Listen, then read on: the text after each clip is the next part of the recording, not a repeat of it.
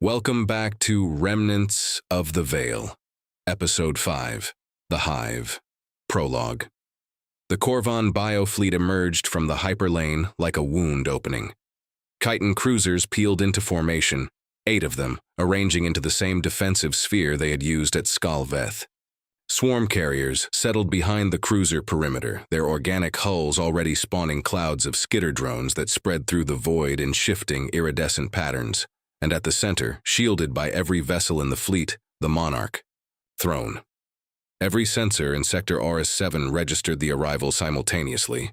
On 300 ships, alarms sounded. On the Fist of Vorkath, Warlord Qh'tirek was still composing his report to Overlord Kael'vor when the tactical officer interrupted him. Warlord, Qhorvaan fleet, bearing 270, 8 cruisers, 4 carriers. Standard planetary assault. Formation. Qh'tirek set down his stylus. Assault formation. For what? Us? Unknown. They are holding position at the edge of the sector. No aggressive posture toward our fleet, but the formation is... It's the same configuration they use for... Planetary siege, Warlord. That is how the Qhorvaan do everything, Qh'tirek said. They have one formation. They use it for war, for exploration, and presumably for dinner. He stood. The throne. What is it carrying? The tactical officer hesitated. An anomalous biosignature. Warlord. Consistent with a monarch, but the scale is wrong. It's larger than any monarch we have on file, and the energy output is significantly higher than anything we've recorded. Higher than the one Overlord Kael'vor killed? Yes, Warlord. By a considerable margin. Qh'tirek stared at the display. A new fleet. An unknown biosignature. And the entity behind him, crescent-shaped and aimed at the gate like a weapon waiting to fire. Open channels. All factions. Let them know we have company. On the Defiance, Captain Vasquez received the alert while still debriefing from the 3-day visit. He pulled up the sensor data, studied it for 10 seconds, and said, "Of course, because things weren't complicated enough." On the Luminarch Qh'tirek, high-resonant Civilith felt the Qhorvaan fleet before the sensors registered it. The harmonic, the faint resonance that permeated the veil stream wherever the Qhorvaan existed, rippled through the resonance chamber, like a stone dropped in still water. But beneath the harmonic's familiar hum, something else, a frequency she did not recognize, something that was connected to the harmonic, but not part of it, something that burned where it touched. "Kalindra," Civilith said. Her white eyes opened. "There is something on that fleet that should not exist." 1. The Monarch Throne. Aboard the throne, Qh'tirek felt the sector's reaction through the harmonic. 300 ships shifting to alert status, weapons systems warming, sensor arrays focusing on the biofleet with the concentrated attention of species that had learned to be afraid of things they could not classify. Good. Fear was useful.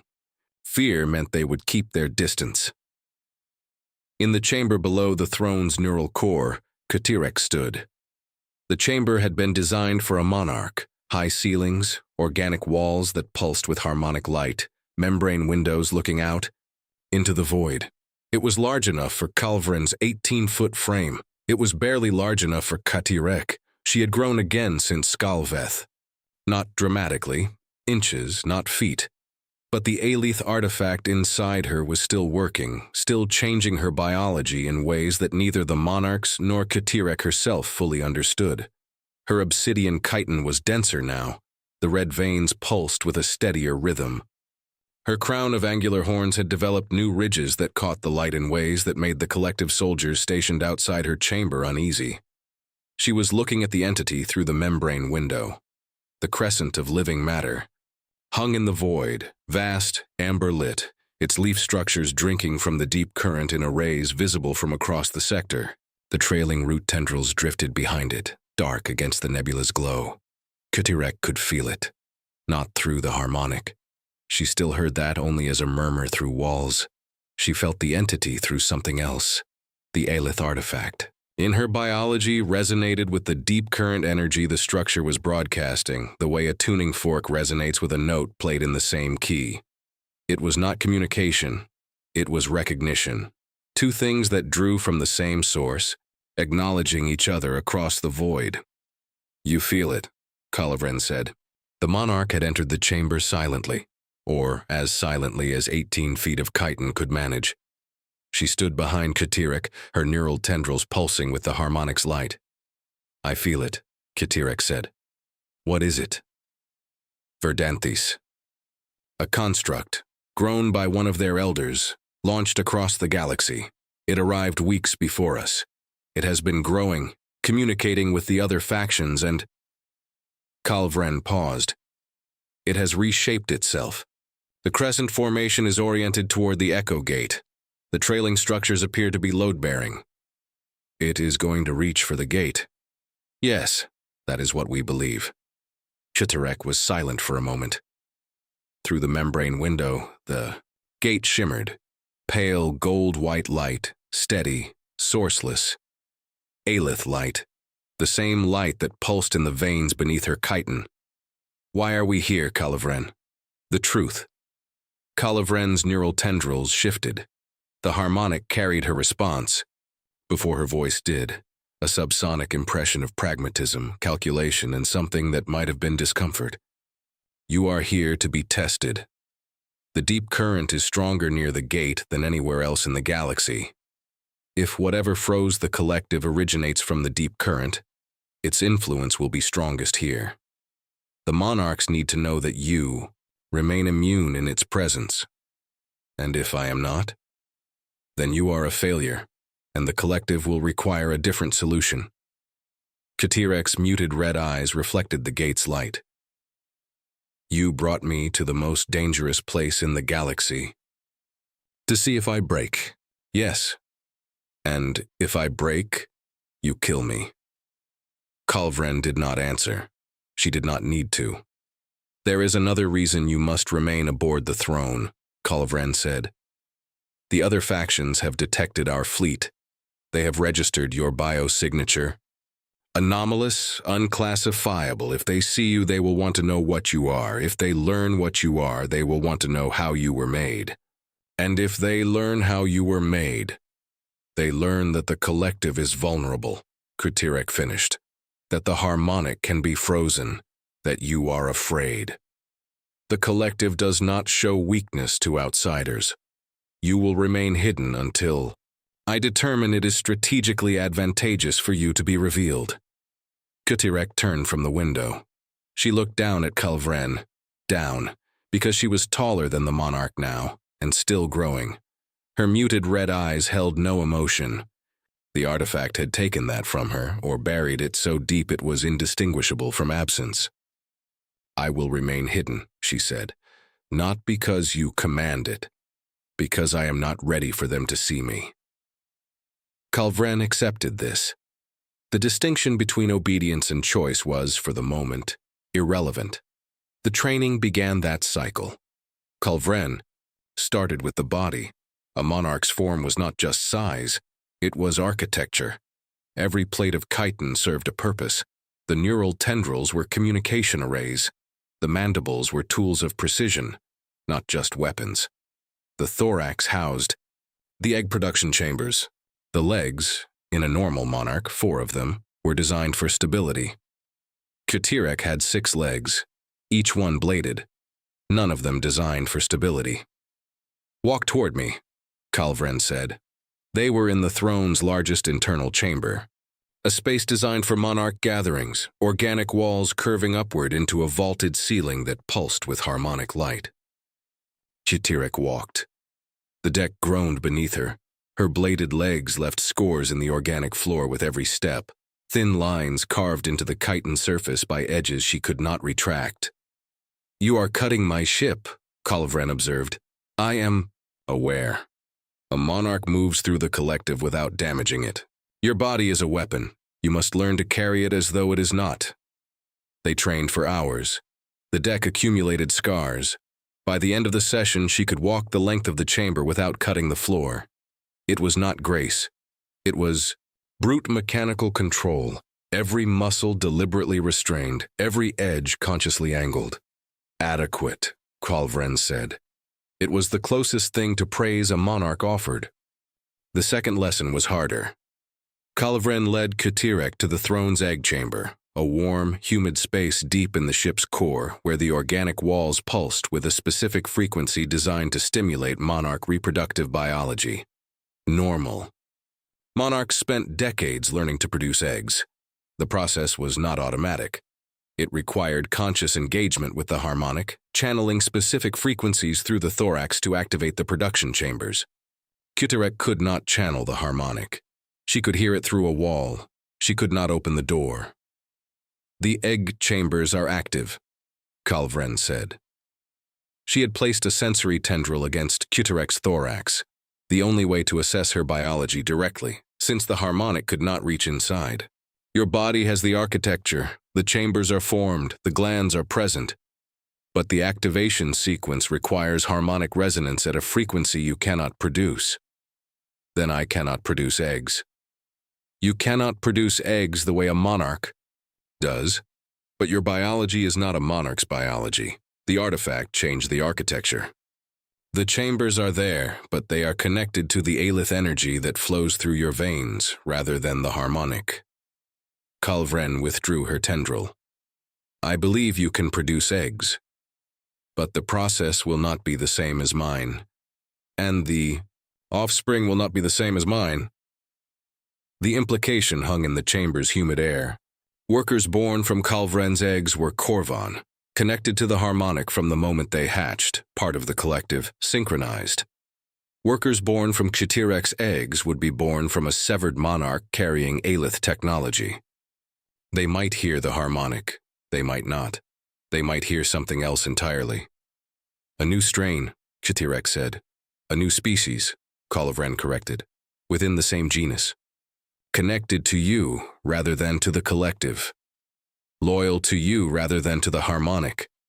This is why the other monarchs are afraid of you, Qh'tirek. Not because of your size, not because of your power. Because you can build something that does not need us. I have not built anything. Not yet, but biology does not wait for permission. Your body will produce eggs when it is ready, whether you choose it or not. And when it does, what hatches will answer to you. Not to me, not to Verdanthys, not to the harmonic, to you." Qh'tirek was silent. Through the membrane walls she could hear the harmonic, faint, distant, the murmur of billions of minds. She had spent 3 years in silence. Now she could hear the conversation but could not join it. "How do I command them?" she asked. "If they are not connected to the harmonic, how do I coordinate workers? Soldiers?" "The way you commanded the severed," Qh'tirek said. "With your voice, with your presence, with the authority of a mind that others choose to follow." She paused. "That is what the collective fears most about you. A monarch commands through the harmonic. The connection is automatic, biological, absolute. Workers obey because they are wired to obey. Your offspring would follow you by choice, and choice is something the collective has never had to compete with." "The severed had choice," Qh'tirek said. "It did not save them." "No, but the severed were broken fragments of the collective. Your offspring would not be broken, they would be built. From the ground up, by a monarch who understands what it means to think alone." Qh'tirek looked at her bladed legs, the scores they had left in the deck during the walking lesson, marks of something learning to be less dangerous. "The collective made me to be a weapon," she said. "What am I becoming instead? Something that does not have a name yet." Qh'tirek's tendrils pulsed. "I was sent to make you into a weapon. I am choosing to make you into something that can survive being one. The collective's fear will make them desperate. Desperate minds make dangerous decisions. You need to be ready for what comes after the desperation." "Why are you helping me?" "Because in 700 years I have never seen the collective afraid. Until now." She turned and walked from the chamber. Her footsteps left no marks on the deck. Qh'tirek stood alone in the egg chamber and felt the harmonic pulse through the walls and felt the artifact pulse in her chest. 2 frequencies, almost aligned. Not yet, but closer than they had been at Skalveth. She was becoming something. She did not know what, but for the first time since the cocoon, she wanted to find out. 2. The Second Delegation. 12 hours after the Qhorvaan arrival, a second set of shuttles launched toward the entity. The decision had been made quickly, partly because the factions had already established the protocol during the first visit, and partly because the entity's crescent shape and trailing routes had made every commander in the sector deeply uncomfortable. Whatever it was planning, they needed to know before it happened. The delegation was smaller this time. Vasquez brought 4 Marines and his vibration equipment. Sivillith brought Elindra and 2 guards. Qh'tirek brought 6 soldiers and his warhammer. No one commented on the warhammer. Everyone noticed it. The Qhorvaan were not invited. They had not asked to be. The entry was different this time. The route corridor that had opened for them before was still there, still wide, still lit by amber bioluminescence. But the air inside had changed. Warmer, more humid. The sap veins in the walls pulsed faster than before, carrying more energy, cycling through rhythms that Elindra's instruments could barely track. "It is more active than during our first visit," Elindra said. Her silver eyes moved across the walls, reading patterns the others could not see. "The energy throughput has increased significantly. Whatever it was concentrating at its center, it has finished." They walked deeper.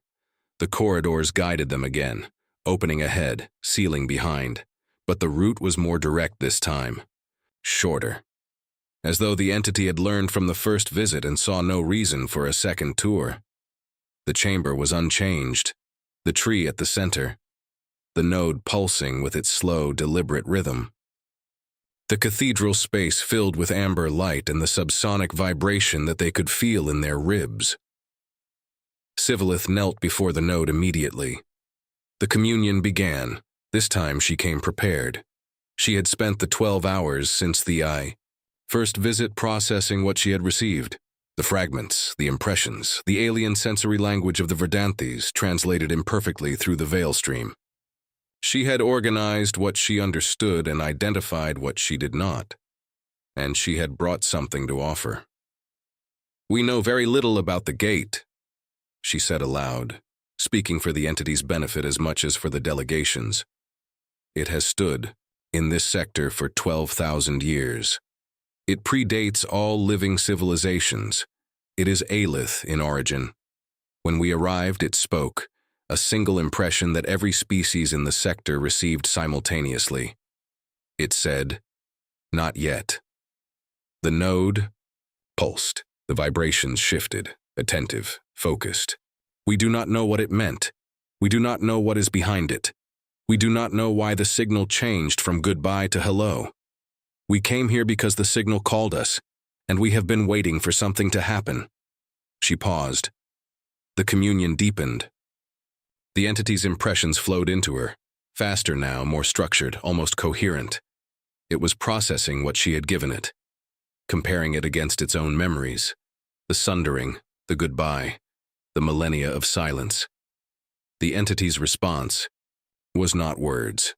It was a feeling, vast, focused, and utterly certain. That is not enough. Vasquez watched his vibration displays spike. It's not satisfied. The pattern's just shifted. The communication has moved from receptive to something else, something more active. "It is deciding," Elindra said. She was kneeling beside Sivillith, her silver eyes closed, her hands pressed to the bark floor. "It has heard what we know. It is comparing it against what it needs, and it is finding the difference unacceptable." Qh'tirek stood behind the delegation, warhammer resting on his shoulder. He did not kneel. He did not commune. He watched. "What is it going to do?" he asked. Sivillith's white eyes opened. The veil burn was deeper than before, spreading from her temples toward her cheekbones, a network of fine silver lines where her biology was paying the price for sustained communion with forces her body was not designed to channel. "What it was grown to do," she said. "It is going to read the gate. We told it not to. We told it we have no answers, Warlord. To the entity, that is permission. The node pulsed one final time, a deep, resonant vibration that passed through the chamber and into the walls and through the corridors and into the roots and through the entire continent-sized body of the entity. A signal, not to the factions, to itself. Begin. 3. The Reach. They emerged from the entity to find the void had changed. The trailing root tendrils, the ones that had been drifting motionless behind the entity's crescent, the ones Elindra had called load-bearing, were moving. Slowly. Not growing outward into the void the way the entity had grown during its first 9 days. Growing forward, extending from the back of the crescent, arcing around the entity's body, reaching past the leaf structures and the amber-lit collectors, reaching toward the echo gate. It started, Vasquez said. He was standing in the transport's cockpit watching through the viewport. While we were inside, it was already reaching before we left. The roots moved with the slow, inexorable certainty of continental drift. Each one was miles long, thick as a warship, layered with bark that sealed behind the growing tip as it extended. They did not reach in a straight line. They curved, following paths through the void that corresponded to deep current flows. Invisible to every sensor in the sector, the entity was navigating by feel, tracing the energy currents the way a river follows the contour of a valley. On the fist of Vorkath, Qh'tirek watched the roots extend and said nothing. There was nothing to say, the entity had decided. It had not asked, it had not warned. It had simply begun. Warlord, the tactical officer said, the roots are growing at approximately 2 miles per hour. At current rate, they will reach the gate in... I can do the math, Qh'tirek said. How long? At current growth rate, less than a day. On the Luminarch Qh'tirek, Sivillith stood in the resonance chamber and felt the entity's determination through the veil stream, a pressure so vast it bled into the deeper layers beneath. It was not anger. It was not impatience. It was purpose. Pure, focused, absolute. The entity had been grown for one reason, given millennia of memory for one reason, launched across the galaxy for one reason. And now it was fulfilling that reason, and nothing any of them could do would change it. Should we try to stop it? Kalindra asked. With what? Sivillith replied. On the Defiance, Vasquez filed his report. It was 2 sentences. The entity is extending toward the gate. We cannot stop it, and I am not certain we should try. The Qhorvaan fleet held its position. No communication. No response to the open channel hails that Vasquez had been broadcasting every hour since their arrival. The biofleet sat in its defensive sphere, watching, and the anomalous biosignature aboard the Monarch Throne continued to register on every sensor in the sector. Too large, too powerful, too strange. The day passed. The roots grew. Mile by mile, hour by hour, the entity extended itself toward the echo gate with the patient inevitability of something that had been waiting 12,000 years and was not going to wait any longer. The factions argued about what to do. On the open channel, which had become the sector's default communication method despite every faction's preference for secrecy, voices overlapped. A freeborn captain suggested firing on the roots. Qh'tirek, who had already tried firing on the entity once and watched it grow back, shut that down with a single word. Don't. A Velithari diplomat proposed a formal petition to the entity requesting it halt its approach. Vasquez pointed out that the entity had ignored their concerns inside the chamber and was unlikely to respect a petition delivered from outside it. A human xenobiologist suggested that the entity's contact with the gate might be harmless, that it was merely reading, not damaging. Sivillith, who could feel the veil stream straining with every mile the roots closed, the deeper force, beneath it pressing upward like water under ice, said nothing. Her silence was louder than any argument. Yaveth offered to broker a negotiation between the factions and the entity. No one responded to the offer. Even the Thalsari had limits to their optimism. The roots kept growing. The arguments kept circling, and no one, not the warlord, not the captain, not the high resonant, not the merchant prince, could propose a course of action that would make any difference. They were spectators now. The entity had made its decision, and the galaxy's most powerful civilizations could do nothing but watch. By the 20th hour, the first root tip was close enough to the gate to be visible against its pale gold-white glow. A single tendril miles long, its bark still forming at the tip, reaching through the void toward the structure that had stood silent and untouched since the sundering. Every ship in the sector was watching. Weapons were armed. Shields were raised. Not because anyone planned to fire, but because the moment felt like it required preparation, the way the body tenses before an impact it cannot prevent. Aboard the Monarch Throne, Qh'tirek pressed her hand to the membrane window. The root tip was visible from here, a dark line against the gate's light, growing closer with each passing minute. She could feel the deep current intensifying as the root approached the gate. The resonance in her chitin was stronger now, the Aelith artifact inside her responding to the proximity, the way metal responds to a magnet. "It is close," she said. Qhorvaan stood beside her. The monarch's neural tendrils were rigid, every one of them extended, processing harmonic data at full capacity. The collective was watching through her, every monarch in the galaxy, connected, through the deepest frequencies, was aware of this moment. "If the deep current surges when it makes contact," Qhorvaan said, "the collective may freeze again. Every connected mind, every ship, every world." "Except me," Qh'tirek said. "Except you." They watched. The root tip grew closer, closer. The pale gold-white light of the gate reflected off the bark in patterns that shifted and rippled. The deep current energy was so dense near the gate that the root was growing faster now, fed by the same force it was reaching toward, accelerating into the source. 4. Contact. The first root touched the echo gate at 1447 sector time. There was no explosion, no shockwave, no blinding flash of Aelith light. The root tip pressed against the gate's surface, that vast, shimmering plane of pale gold-white, energy that had hung in the void for 12,000 years. And it held. For a moment, nothing happened. Then the root began to grow into the gate's surface. Not through it, into it. The bark flattened against the energy plane and spread, thin, flat, layered, the way lichen spreads across stone. The root was not penetrating the gate.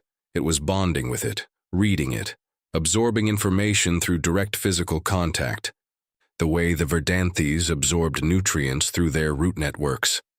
The entity was doing what it had been grown to do. It was reading the gate. More roots arrived. One by one, the tendrils that had been extending for the last day reached the gate's surface and pressed flat, spreading outward, covering the shimmering plane in a growing web of dark bark and amber sap veins. The entity was wrapping itself around the gate, not aggressively, not possessively, but the way a reader holds a book, carefully, completely, with the intent to understand every word. From the fist of Vorkath, Warlord Qh'tirek watched a continent of living matter embrace the most dangerous structure in the galaxy. "Somebody tell me that's not what it looks like," he said. "Warlord," the tactical officer said carefully, "it is exactly what it looks like." On the Defiance, Vasquez stared at the viewport and forgot his coffee. The gate, that vast, impossible, ancient structure, was being covered. Root by root, tendril by tendril, the entity was growing over its surface like ivy over a wall. The pale gold-white light still shone through the gaps between the roots, but those gaps were narrowing. "It's reading it," Vasquez said. He did not know how he knew. He knew. It's finally doing what it came here to do. On the Luminarch Qh'tirek, high-resonant Civilith felt the moment through the veil stream.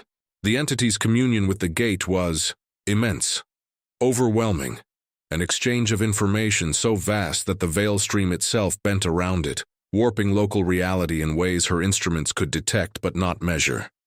The entity was receiving data, memories, history, millennia of silence, and now the gate was speaking, not to the factions, not to the ships, not to any mind small enough to process words. to the entity, to the only thing in the sector large enough to listen. Elindra, standing beside Civilith, was recording everything. Her instruments were overwhelmed, every reading off the scale, every measurement beyond the range of equipment, designed for normal deep current fluctuations. She was laughing and crying at the same time. She did not notice either. The entity grew around the gate. Bark covered the shimmering surface. Sap veins extended across it, carrying information back. To the entity's core, to the tree, to the node where processing happened. The crescent of leaf structures blazed with amber light, every collector at full capacity, drawing energy to fuel the most extensive act of reading the galaxy had ever witnessed. And aboard the Monarch Throne, Qh'tirek felt the deep current surge. It was not the freeze. The harmonic did not go dark, the collective did not seize, but the energy, the raw, primal force that flowed beneath everything, intensified in a way that made the artifact inside her chest pulse so hard she could feel it in her teeth, in her horns, in the bladed edges of her 6 legs. The harmonic strained. Qh'tirek's neural tendrils went rigid. Every collective soldier in the fleet stood perfectly still, not frozen, but braced, holding position against a current that threatened to sweep them away. Qh'tirek stood in the eye, membrane window's light, and felt the deep current roar through her, and she did not flinch. The artifact absorbed it. The obsidian chitin channeled it. Her muted red eyes glowed brighter, not with pain, not with effort, but with the steady, sourceless intensity of something that had been built to withstand exactly this. She was immune. The test was passed. Qh'tirek looked at her. The monarch's eyes held something that Qh'tirek had never seen in a monarch before. Relief. It works, Qh'tirek said. You work. Qh'tirek did not respond. She was watching the gate disappear beneath a web of living bark and feeling the deep current sing through her veins and carrying the names of 312 severed in a mind that could feel everything except the one thing that might have made the moment bearable. 5. The Withdrawal. 48 hours after contact, the entity released the gate. Not suddenly, not violently. The roots unwound from the gate's surface the way fingers release a book that has been read. Slowly, deliberately. One tendril at a time, peeling away from the pale gold-white surface, retracting back toward the entity's body. The bark that had covered the gate dissolved, shed like dead skin, drifting into the void in fragments that still glowed faintly with amber bioluminescence. The gate re-emerged, unchanged, shimmering, as though nothing had touched it, as though millennia of silence had not just been broken by a continent of living matter pressing its face to the surface and reading every word. The entity pulled back into its crescent formation, but it was different now. The leaf structures on the gate-facing side were darker. The amber bioluminescence that had been warm and steady was now threaded with something else. Faint pulses of pale gold-white. Aelith light. As though the structure had absorbed some of the gate's energy during the reading and could not fully separate it from its own biology. The trailing root tendrils on the fleet-facing side had changed too. They were denser, more organized. No longer drifting aimlessly. They had pulled inward, coiling around the entity's body like a fist closing. The entity looked less like a crescent and more like something bracing itself. On every ship in the sector, the same question. What? Did it learn? 6. What it learned. The third delegation entered 12 hours after the entity withdrew from the gate. This time there was no argument about whether to go. The entity had read the Echo Gate, the most significant event in 12,000 years, and every faction needed to know what it had found. Qh'tirek did not bring his warhammer. He had learned that lesson. The interior had changed. The corridors were the same, bark walls, sap veins, amber light. But the vibrations were different, deeper, more complex, layered with patterns that Elindra's instruments registered as structured data rather than raw communication. The entity was processing what it had read, and the processing was happening in every wall, every root, every vein of flowing sap. The entire continent was thinking. The chamber was unchanged. The tree, the node. But the node was brighter now, pulsing with the same pale gold-white threads that had appeared on the entity's exterior. Aelith light, woven into the Verdanthys. Amber, two energies that had not existed in the same structure since the sundering. Sivillith knelt. The communion began. What she received was not fragments this time.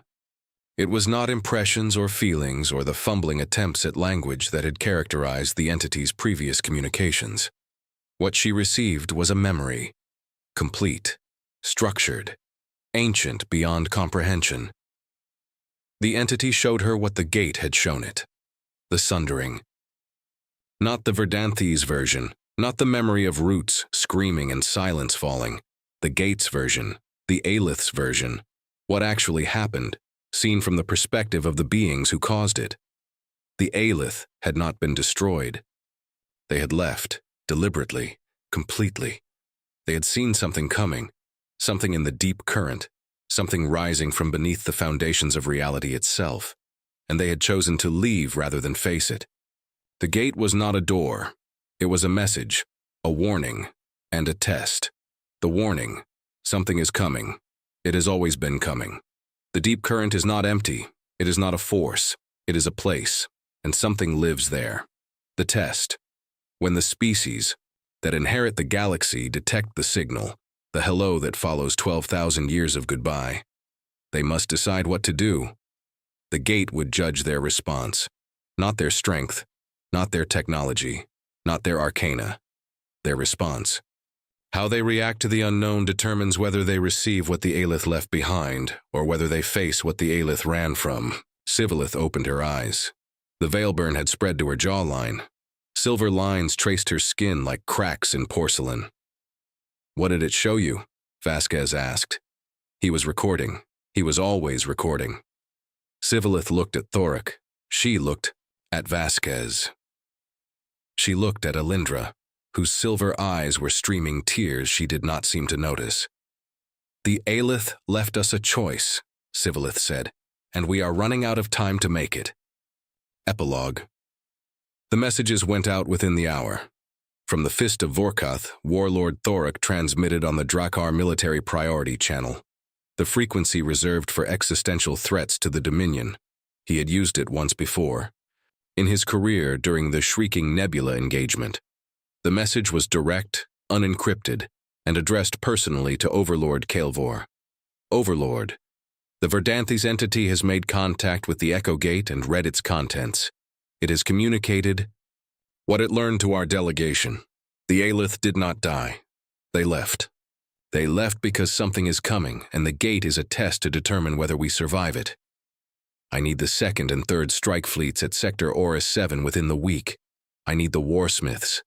And I need you here, personally, because this decision is above my authority and I will not pretend otherwise." Qh'tirek out.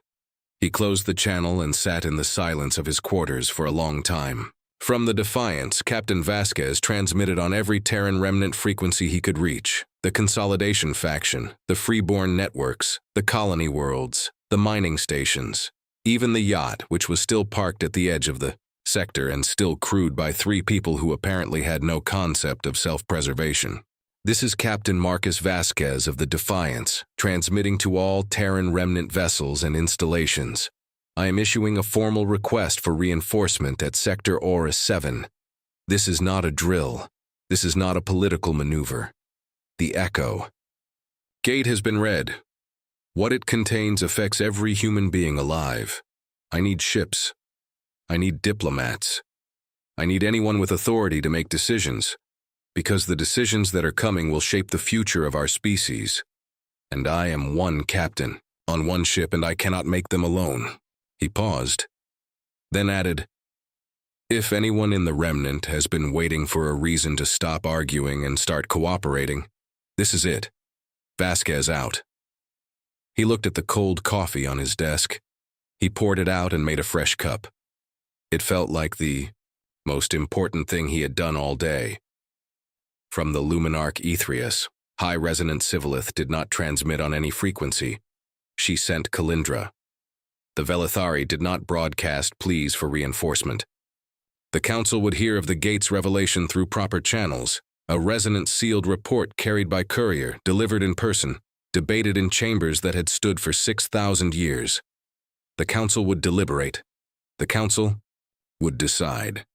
And the Council would send what it chose to send on a timeline it chose to follow. Sivlith knew this would take too long. She also knew that pushing the Council faster would accomplish nothing except making them slower out of spite. So she sent Kalindra with the report and stayed at her post, kneeling in the resonance chamber, feeling the veil stream shudder with the weight of what the entity had shared. The veil burn had reached her collarbone. Silver lines traced her skin like the cracks in ancient glass. She was paying a price for this communion that she could feel accumulating in her bones, in her blood, in the delicate crystalline structures of her Velithari biology that were never designed to sustain this level of exposure. She did not stop. There was too much at stake to stop. From the entity, something unexpected. Deep within its continent-sized body, the node pulsed with a new rhythm, not the cognitive processing patterns of the last 48 hours, but something simpler, more deliberate, a creation rhythm. The tree at the entity's core was growing. Something. A seed pod. Small. Dense. Encased in bark layered with both amber bioluminescence and the pale gold-white threads of Aelith light that the entity had absorbed from the gate. It contained everything the entity had learned. Compressed, encoded, pressed into its rings the way Ruthern had pressed millennia of memory into the entity itself. The pod detached. From the tree, it moved through the entity's root corridors, carried by sap flow guided toward the exterior. When it emerged from the entity's surface, it was the size of a shuttle, small compared to the continent that had produced it, but dense with information that had not existed in the galaxy since the Aelith departed. It oriented itself. At the by. Deep current flowed through it and it found its heading, not toward the gate, not toward any fleet, but toward Qh'tirek. Toward Ruthern, toward the elder who had grown the entity and sent it across the galaxy to find answers. The answers. We're going home. The pod launched into the void, aimed at Qh'tirek, aimed at the elder who had sent the entity to find answers. Behind it, the structure resumed its crescent formation, darker now, threaded with Aelith light, its trailing roots coiled tight. It had done what it was grown to do. What came next was not its choice. Aboard the Monarch Throne, Qh'tirek stood at the membrane window and watched the seed pod shrink into the void. She could feel the entity's satisfaction. If satisfaction was the right word for the resonance of a mind that had fulfilled its primary purpose. It had read the gate. It had sent the knowledge home. The mission Ruthern had encoded into its rings was complete, but the entity was not withdrawing. It was not shrinking, it was not returning to Qh'tirek, it was staying. And the Aelith light threaded through its biology was not fading. If anything, it was growing brighter. Qhorvaan entered the chamber behind her. The other factions are calling for reinforcements, the monarch said. The Drakkar have requested their overlord personally. The humans are attempting to unite their scattered fleet. The Velithari have dispatched a courier to their council. They are afraid, Qh'tirek said. They should be. What the entity shared with them, the Aelith's warning, the test, that changes everything. Every alliance, every treaty, every calculation of power. Qhorvaan's tendrils pulsed with the harmonic's deep frequencies. The collective is already responding. I can feel the monarchs deliberating. Vreth is afraid. Qh'tirek is furious. Q'thora is planning fleet deployments. And you? I am standing in a chamber with the most dangerous being in the galaxy, watching her watch the stars, and wondering whether the collective's weapon will be enough for what is coming. Qh'tirek turned from the window. Her muted red eyes caught the Aelith light from the entity's crescent, pale gold-white reflected in deep crimson. What is coming, Qhorvaan? A choice, the monarch said. The gate offered a choice, and when the factions try to agree on an answer, they will tear themselves apart. Qh'tirek looked at the entity. The entity looked at the gate. The gate stood silent, patient, waiting for an answer that millennia had not provided. And somewhere in the void between them all, the deep current pulsed with a rhythm that was getting stronger. Whatever the Aelith had run from was still there. Still waiting. Still rising. The galaxy was not ready. But ready or not, the choice was coming. End of episode 5. Thank you for watching.